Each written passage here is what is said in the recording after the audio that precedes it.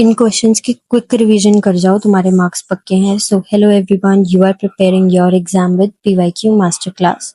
First question तुम्हारे पास आ जाता है, एनालाइज करो role of Lomov in the play. What kind of man is he. ठीक है, इसका रोल हमें जो है लमोव का वो हमें डिस्कस करना है. Main character Ivan Vassilyevitch Lomov is heavy set man. Heavy set man है, इन हिज मिड 30s है वो. ठीक है, मिड 30s में प्रॉन टू एंजाइटी है, एंजाइटी इश्यूज हैं उसे. ठीक है, स्टबननेस है, बहुत ज्यादा ढीठ इंसान है. And hypochondria, hypochondria. His role is that of a land owner. वो प्ले कर रहा है रोल किसका, एक land owner of the Russian countryside. He is typical representative है Russian landed gentry. He loves his neighbour's daughter Natalia Stepanova, and the play revolves around his marriage proposal to her. He is a man of short memory as he forgets his purpose of visit to Natalia's home. ठीक है, इस तरह से incidents तुम्हें कुछ बताने हैं कि शॉर्ट उसकी मेमोरी है क्योंकि वो भूल जाता है कि वो गया क्यों था नटालिया के घर. ठीक है, as he forgets his purpose of visit to Natalia's home and starts arguing with her. He proves to be a short-tempered, बड़ा गुस्सैल आदमी है, इम्पल्सिव है, एकदम से उसको गुस्सा आ जाता है, जो भी करता है इम्पल्सिवली करता है. ठीक है, शॉर्ट टेम्पर्ड लिख देना, इम्पल्सिव लिख देना. ठीक है, और एक्सप्लेन कर देना. Like a typical landed gentry, he is proud of his ancestors. उसको अपने बाप दादा का बहुत प्राउड है. And family legacy. Thus we find in him a rich boastful land owner with typical mood swings. ठीक है, टिपिकल मूड स्विंग्स उसके हैं, rich boastful land owner.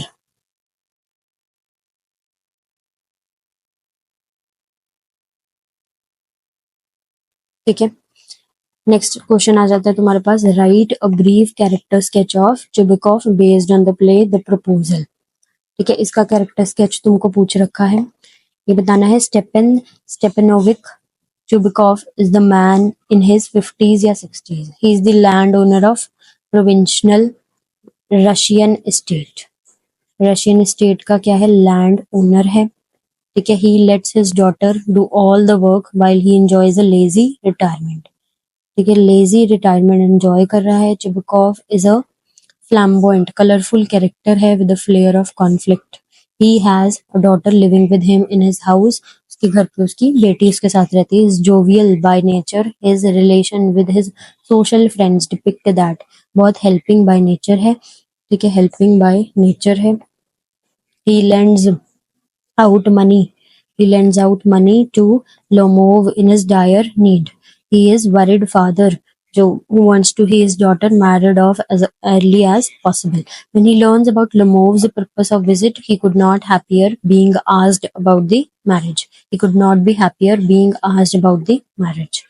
Okay, Chubukov represents typical Russian peasantry which takes pride in ownership of land. He behaves hysterically when the discussion between Lomov and Natalia turns out into argument. He starts debating and arguing over trifles. छोटी छोटी बातों पर debate करना जो है वो शुरू हो गया, आर्ग्यू करना जो है वो शुरू हो गया. He is nervous father as well.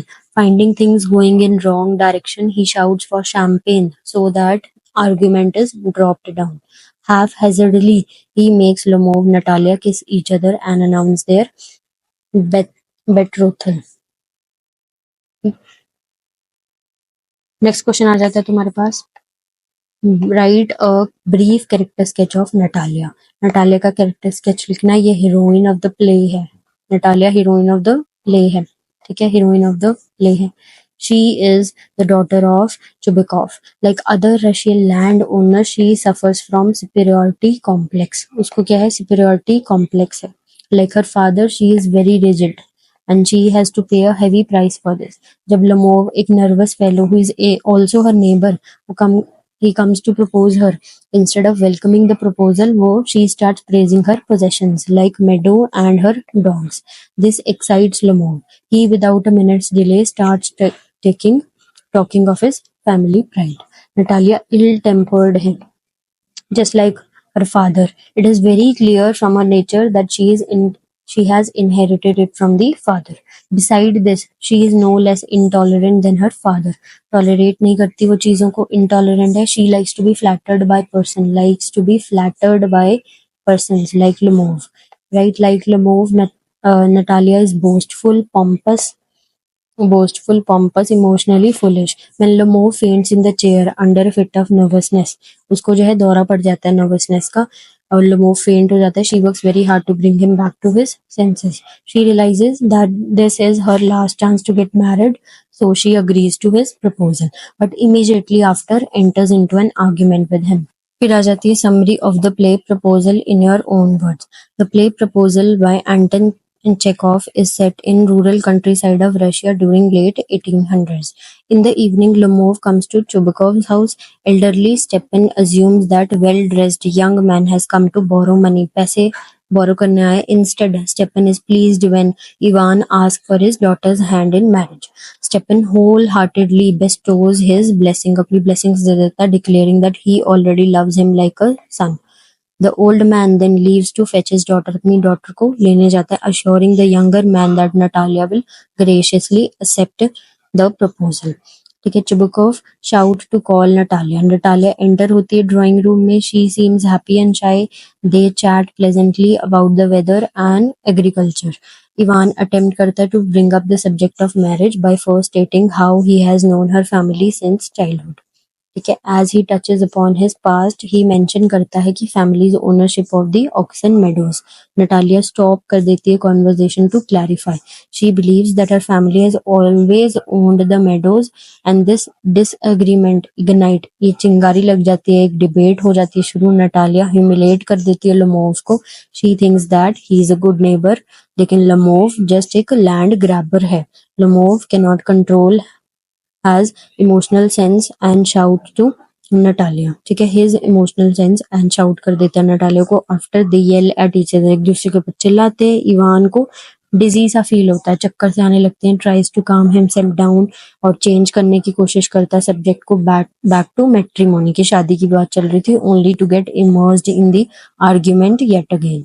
नटालिया's father join करते हैं बैटल को, साइडिंग विद हिज डॉटर, अपनी डॉटर का साथ देते हुए, एंग्रीली डिमांडिंग कि Ivan leave at once.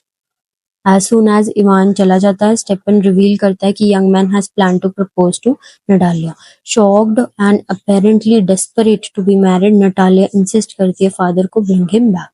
Once Ivan has returned, she tries to bend the subject towards romance. However, instead of discussing marriage, वो begin कर देते हैं अपना argue over which of their dog is better hound. The seemingly innocuous topic launch कर देता है into yet another heated argument. फिर से एक हीटेड आर्गुमेंट शुरू हो जाता है. Finally Ivan's heart can not take it any more और वो गिर जाता है चक्कर खा के. At least that's what Stepan and Natalia believe for a moment. उनको यही लग रहा होता है. Fortunately Ivan break out of his fainting spell और उसको वापस अपनी कॉन्शियसनेस आ जाती है. Regains his sense enough for him to propose to Natalia. She accept कर लेती है, but before the curtain falls, they return to their old argument regarding कि who owns the better dog. ये summary आ जाती है इसकी. Next question important. Although sea is unseen in the play, it is living presence in the play. Riders to the Sea एक play है जो represent करता है archaic life of poor people who lives are dependent on the sea. They earn their livelihood with the help of the sea. The sea has in turn given them a haunting pain by laying hands on their lives. A good number of seafarers have given their life while riding to the sea in the storming weather in search and pursuit of their livelihood. The main character, Moria, has lost all the male members of her family because the sea has carried them away with him. Their earnings depend on sea. Thus, sea in this play has played the role of giver and taker of the lives of those who rides through them.